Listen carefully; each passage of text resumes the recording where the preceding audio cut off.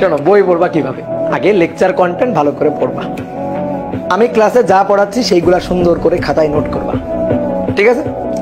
খাতায় নোট করবা, এবং খাতায় নোট করার পরে এইভাবে সিরিয়াল অনুযায়ী তুমি তোমার বইতে পাবা, বা বইয়ে একটু সিরিয়াল উল্টাপাল্টা হইতে পারে।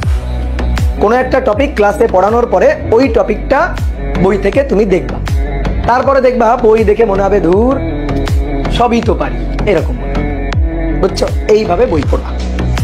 আর ক্লাসে করানো ম্যাথগুলা সুন্দর করে করবা, তারপরে প্র্যাকটিস প্রবলেমের ম্যাথগুলা করবা। আর একটা অধ্যায় যখন শেষ হয়ে যাবে, ঠিক আছে, তখন সেই অধ্যায়ের বইয়ের যে প্র্যাকটিস প্রবলেমের ম্যাথগুলো আছে সেই ম্যাথগুলা ভালো করে করবা। তবে ম্যাথগুলা করার আগে যে কাজটা করবা, খুব ভালো করে আগে খাতাটা একবার রিভাইজ দিয়ে সূত্রগুলা মাথার মধ্যে সেট করে নিবা, দেন তারপরে প্র্যাকটিস প্রবলেমের ম্যাথগুলা করবা। তাহলে বুঝতে পারলা বই পড়বা কিভাবে, বই পড়বা কিভাবে।